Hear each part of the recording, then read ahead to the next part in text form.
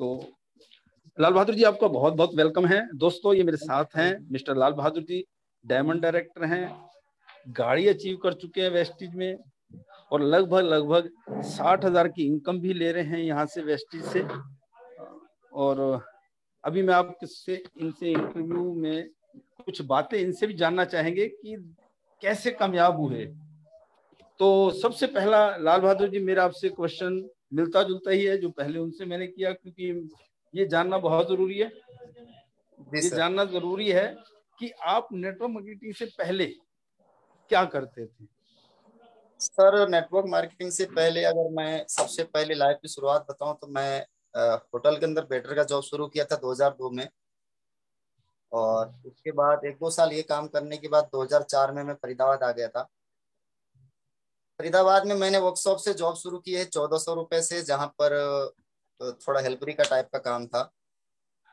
उसके बाद एक दो साल काम किया तो सर मैं 18 साल का हो गया, तो मैं 2006 से कंपनी में काम करना शुरू किया और 2006 से लगभग 2012-13 तक मैंने लगभग अपने लाइफ में 12 साल नौकरी करी है। अलग अलग किया इसमें, मैं कई जगह मशीन ऑपरेटर भी रहा, कुछ जगहों में स्टोर सुपरवाइजर भी रहा। एक हेल्पर से लेके सुपरवाइजर तक की अलग अलग जॉब करी, और जहां पर मेरी लगभग 8,000 के आसपास सैलरी रही। उसके बाद ये 2014 के आसपास की बात होगी। हाँ 2014 की बात है। मैं कोर्ट के अंदर लग गया किसी वकील साहब का असिस्टेंट, जो उनका जो भी ऑफिशियल काम करना होता है उनके साथ में असिस्टेंट के तौर पे। तो उसमें भी मैंने 2 ढाई साल काम किया। मैं 2016 तक कोर्ट में भी रहा। इसी दौरान मैं वेस्टिज में भी आ गया था sir, part time. Lal Bahadur ji मैं जानना चाहूंगा आपकी क्वालिफिकेशन क्या होगी। क्वालिफिकेशन तो सर 10वीं तक है। प्राइवेट से बाद में अप्लाई किया था, लेकिन आगे मैं 12th नहीं कर पाया। 12th नहीं कर पाए, तो ये जो 10th तक आपने पढ़ाई की, ये जैसे कि आप पीछे नेपाल से हैं, तो ये नेपाल में कंप्लीट की थी या कुछ यहाँ के। नहीं नहीं, मैं नेपाल में ही किया था। और सबसे अच्छी बात यह है कि मैं लगभग अपने उस स्कूल का पहला व्यक्ति था जो 14 साल के एज में ही 10th तक कंप्लीट कर लिया था। ओके, चलिए ये तो आपकी शुरुआत थी। तो मैं एक और चीज जानना चाहूंगा, आपने बहुत सारे काम किए, वर्कशॉप में हेल्पर का काम भी किया, हेल्पर से सुपरवाइजर तक बने। ये आपकी जरूर, मैं आपकी बातों से लग रहा है कुछ ना कुछ अलग क्वालिटी होगी जिसकी वजह से आपने तरक्की की थी। नेटवर्क मार्केटिंग में ही क्यों चूज किया आपने कैरियर। नेटवर्क मार्केटिंग में सर सबसे पहली बात तो मैं इसलिए आया कि मैं अपनी नीड बताऊं, नीड नहीं बल्कि मेरा ड्रीम बन गया था। एक व्यक्ति थे हमारे मैनेजर साहब, उनकी इनकम उस समय 30,000 हुआ करती थी। तो वो बड़े एक अलग टाइप के व्यक्ति थे, कहने का मतलब अपने पहनावे में, बातचीत में, या उनकी बॉडी लैंग्वेज, या उनका उठने बैठने का तरीका, या उनका पहनावा खासकर मुझे बड़ा पसंद आता था। तो जॉब लाइन में मेरा एक ड्रीम बना था सर कि मैं 30,000 रुपये महीना कमाऊंगा। ये नेटवर्क मार्केटिंग से पहले की बात है। और काफी कोशिश करने के बाद सर कोई मेरी एजुकेशन के हिसाब से या जो भी मेरी क्षमता थी उस हिसाब से मुझे कोई रास्ता नहीं मिला कि मैं 30,000 रुपये महीना कमा सकूं, यानी कि दिन का 1,000 रुपये। इसी तलाश में मैं कई बार मैंने पार्ट टाइम काम भी किया जॉब के बाद, छोटा मोटा सप्लाई टाइप का। एक दो बार मैंने कोरियर का भी शाम को पार्ट टाइम काम करने की कोशिश की। नौकरी की बात की शाम को मैं 2 4 10 कोरियर डिलीवरी कर दूं, ताकि मेरी मतलब मेरे को 30,000 रुपये कमाना था सर। सबसे पहला ड्रीम तो मेरा यही था नेटवर्क मार्केटिंग में आने का। और शायद आपको याद भी होगा जब मैं इस बिजनेस में आया था पहली पार्क में हमारी जब आपसे मुलाकात हुई थी, तो आपके बुक में भी लिखवाया था कि सर मेरा पहला ड्रीम 30,000 रुपये है। उस दौरान मेरा कोई बाइक का, कार का या कोई और शौक नहीं था, कोई विदेश यात्रा का भी शौक नहीं था, क्योंकि ड्रीम धीरे धीरे नेटवर्क मार्केटिंग में आने के बाद जगते हैं। तो पहला ड्रीम मेरा 30,000 का था। यही चीज मुझे नेटवर्क मार्केटिंग में ले आई कि मेरी एजुकेशन के हिसाब से नेटवर्क मार्केटिंग सबसे बढ़िया है, जहाँ पे मैं 30,000 रुपये कमा सकता हूँ। वाह, ये थी आपकी शुरुआत। और ये जब आदमी आता है तो उसके पास एक दिन छोटा होता है। तो आज आपने हाईएस्ट चेक यहाँ से कितने का लिया होगा वेस्टी से। हाईएस्ट चेक सर आज मेरा 60,000 तक पहुंच चुका है। और अगर शुरुआती वेस्टीज की बात की जाए तो काफी स्ट्रगल जरूर रहा, क्योंकि 30,000 कमाना खासकर नेटवर्क मार्केटिंग में नया व्यक्ति के लिए बहुत बड़ा एक हो सकता है अमाउंट, क्योंकि आजकल आप जानते हैं एमबीए करने के बाद भी कई बार लोगों को शुरुआती जॉब 25-30 हजार से मिलती है। एक मैनेजर लेवल के लोगों को 30-35 हजार 40 हजार मिलते हैं। तो मेरे लिए 30 हजार बहुत थे। शुरुआती सफर मैंने साइकिल से शुरू किया, तो मेरी स्टार्टिंग वेस्टेज से हुई थी 218 रुपये पहला वाउचर 8% के लेवल पे। उसके बाद धीरे धीरे बढ़ती रही इनकम, लगभग 20 हजार की इनकम तो सर मैं साइकिल के साथ ही वेस्टेज में पहुंच गया था। 20 हजार की इनकम के बाद मैंने बाइक परचेज की। उसके बाद वो इनकम मेरी को बाइक से थोड़ा आउटपुट बड़ा काम करने के लिए थोड़ा इधर उधर जाने में मदद मिली, तो मैं 30 हजार की इनकम बाइक से पहुंचा पाया जब बाइक परचेज। फिर उसके बाद धीरे धीरे इनकम बढ़ी और आज कार भी अचीवर बन चुका हूँ और साथ में 60 हजार तक हाईएस्ट इनकम।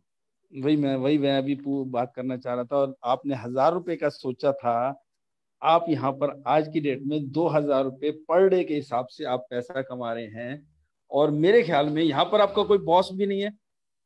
जी नहीं सर, ये हाँ एक चीज ये बहुत अच्छा आपने मुझे याद दिला दिया कि बॉस से मैं पिछले लगभग 12 14 साल की नौकरी में बड़ा दुखी रहा हूँ। 4 जगह तो मेरी थोड़ा बहुत लड़ाई टाइप की भी हो गई, क्योंकि कई बार क्या होता है कि कुछ लोगों की टोकने की आदत होती है, चाहे उनको काम करके दे दो। मैं ये चाहता था कि मैं अपना काम में कभी कमी नहीं रखी। हालांकि कई कंपनियों में मैं ऐसी जगह भी रहा जहाँ पे जो काम 6 महीने बाद ऑपरेटर को दिया जाता था, 6 महीने की ट्रायल के बाद वो काम मुझे 15 दिन में मिल गया मेरे काम को देख के। उसके बावजूद भी कई बार क्या होता है कि कुछ लोगों की टोकने की आदत होती है बेवजह, तो मैं बहुत से बड़ा दुखी रहता था। ये एक बहुत बड़ा प्लस पॉइंट मेरे लिए रहा यहाँ कि यहाँ किसी को हमने अगर यहाँ पे सर अगर कोई बॉस है हमारा तो हम खुद है, क्योंकि हम काम नहीं करेंगे हमें रिजल्ट नहीं आएगा। ये भी एक बहुत बहुत अच्छा गुड। किया था। चलिए, तो आपने 30,000 का सफर, हाँ जी हाँ जी, बहुत बढ़िया। यहाँ पर बॉस भी नहीं है और लॉस भी नहीं है। अगर बिजनेस करते हैं तो पैसा लगाना पड़ता है, लॉस भी नहीं है। तो आपने वो जी भी किया। जी अब मैं एक चीज जानना चाहूंगा, लोगों ने सुना, जितने भी हमारे नए साथी हैं, 60,000 पे पहुंच गए, आप साइकिल पे आए, वैगनर गाड़ी भी आपने ले ली यहाँ पर। लेकिन कहते हैं हर कामयाबी के पीछे कुछ दर्द भरी कहानी या कुछ दर्द भरी स्टोरी होती है। मैं वो तो अभी ये तो नहीं कहूंगा कि वो सभी हम यहाँ सुन पाएंगे, क्योंकि समय कम होता है। शॉर्ट में मैं ये जानना चाहूंगा कि इस बिजनेस को जब आपने स्टार्ट किया तो बड़ी उम्मीदों के साथ हर आदमी आता, आप भी आए होंगे, बहुत सारी उम्मीदें लेके आए होंगे। लेकिन जी जो सर चैलेंज आए होंगे उसको उनको कैसे हैंडल किया आपने? या चैलेंज आए थे, क्या चैलेंज आए थे, उसको कैसे हैंडल किया? चैलेंज तो सर बहुत सारे आए।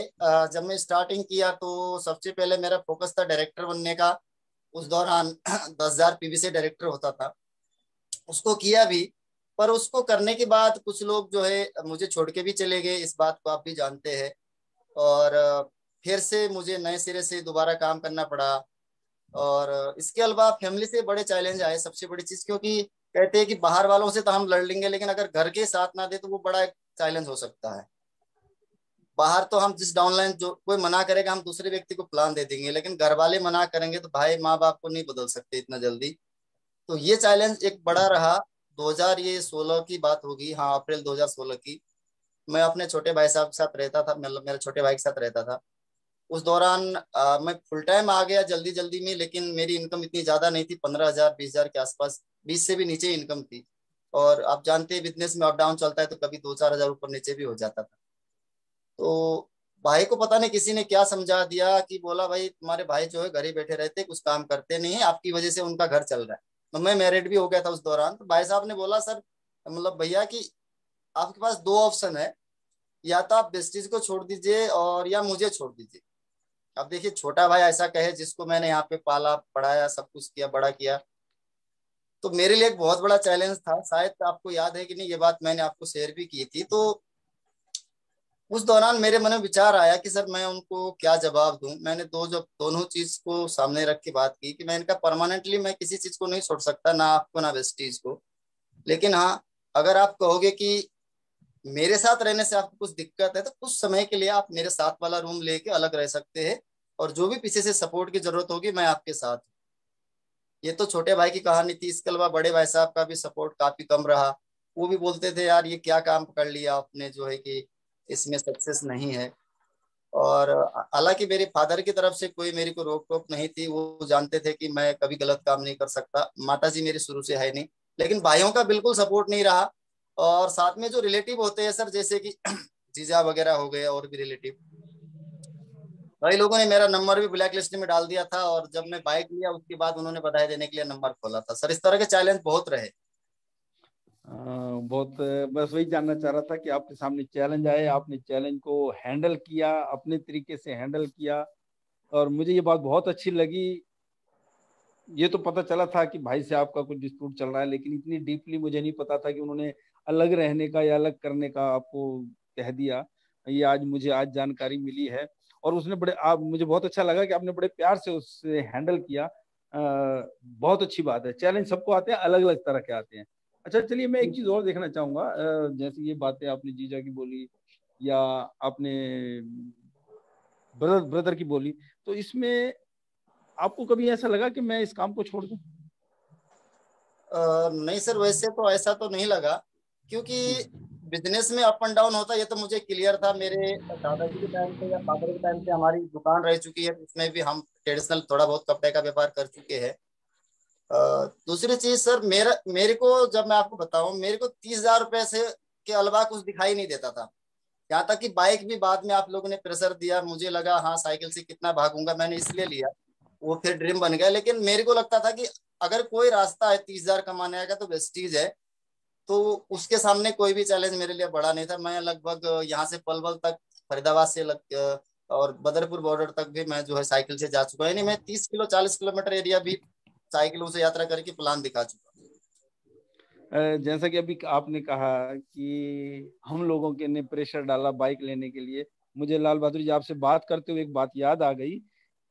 वो वजह क्या होती थी, मैं आपको एक डीएलसीपी पे देखता था, 8 किलोमीटर आगे 10 किलोमीटर आगे फिर आप दूसरी डीएलसीपी पे नजर आते थे, पसीना पसीना होते थे, आप सीधा आते थे, मुंह साफ करते थे, आपके कपड़े पसीने से भीगे होते थे। यकीन मानिए उस टाइम मेरे दिल में भी आता था, हे भगवान जल्दी से इस व्यक्ति को तरक्की दे दे ताकि इसके नीचे टू व्हीलर तो आ जाए। गाड़ी भी आएगी लेकिन शुरुआत टू व्हीलर से होगी, स्टेप बाय स्टेप। और बहुत जल्द आपने बाइक ली। और मुझे वो उस दिन को याद है जब मैं पूछ रहा था कि किसी तरह की पैसे की कोई दिक्कत तो नहीं, कुछ कम पड़ रही है या ऐसा है, तो आपने कहा था नहीं मैं कैश ले रहा हूँ।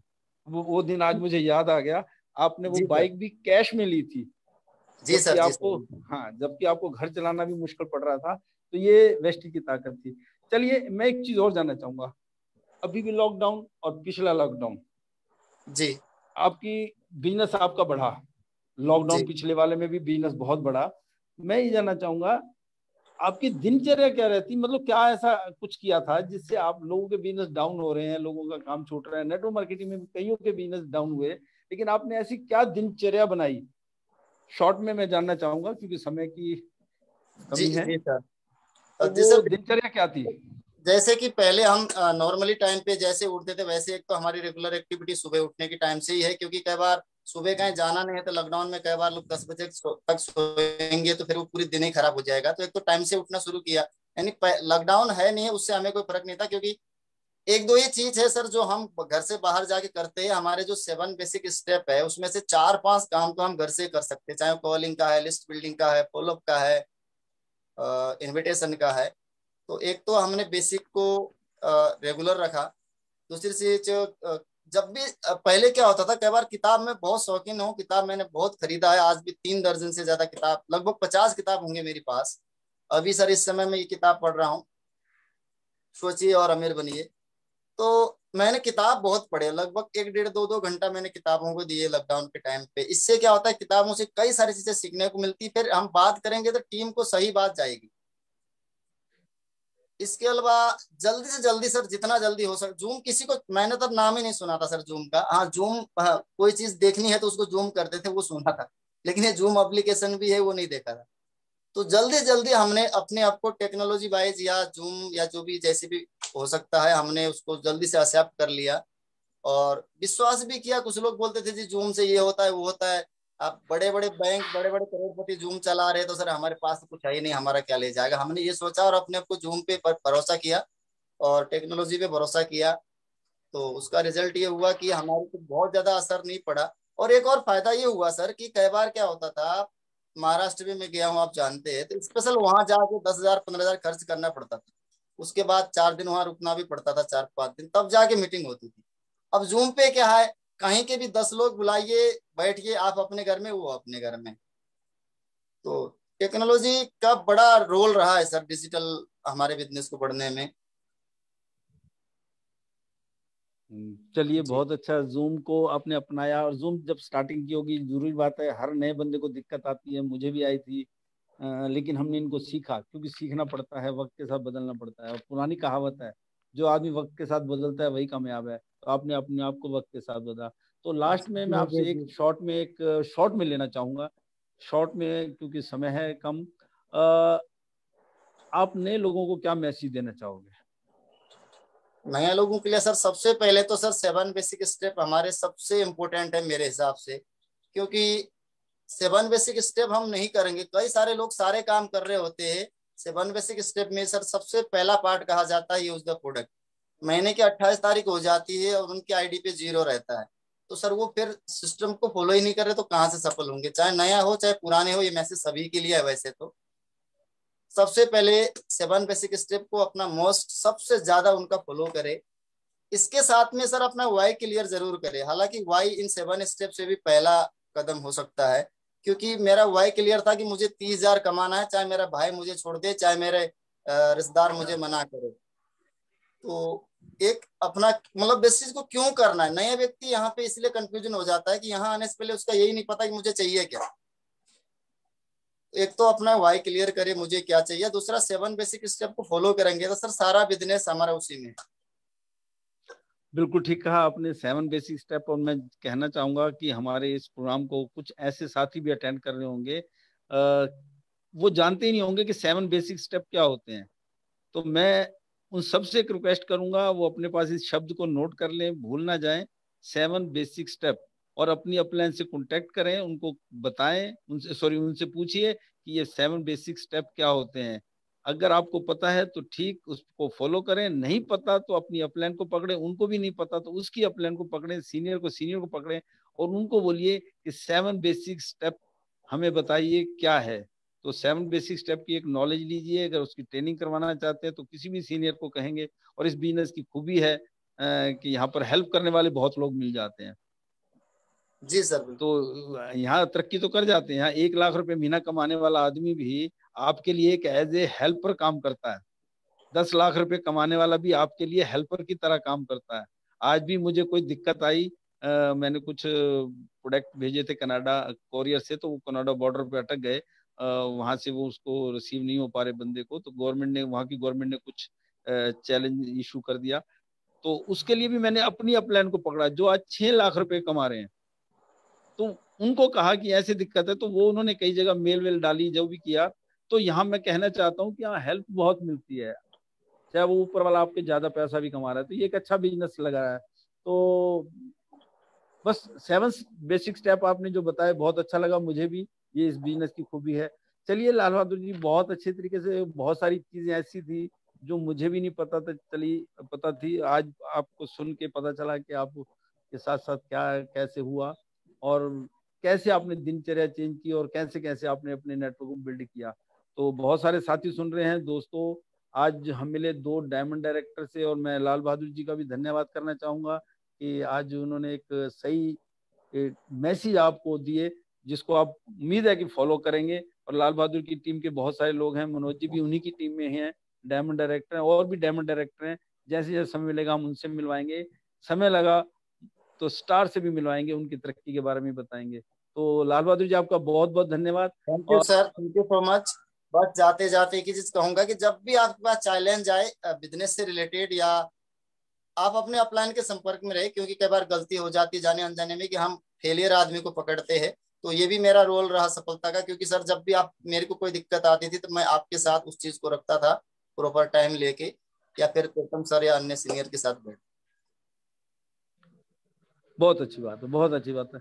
चलिए, बहुत मुझे उम्मीद है कि जितने भी साथी सुन रहे हैं, वो इन चीज़ों को फॉलो करेंगे, और फिर कभी नेक्स्ट टाइम वो भी तरक्की करेंगे, और उनका भी मैं इंटरव्यू इसी तरीके से हम कोई प्रोग्राम करेंगे, और इससे भी बढ़िया और बड़ा प्रोग्राम करेंगे। तो शुक्रिया लाल बहादुर जी, बहुत बहुत धन्यवाद आपका। Thank you wish you sir. Best. हाँ, चलिए, आज थैंक यू। अब हम जानना चाहेंगे, कुछ अनाउंसमेंट है।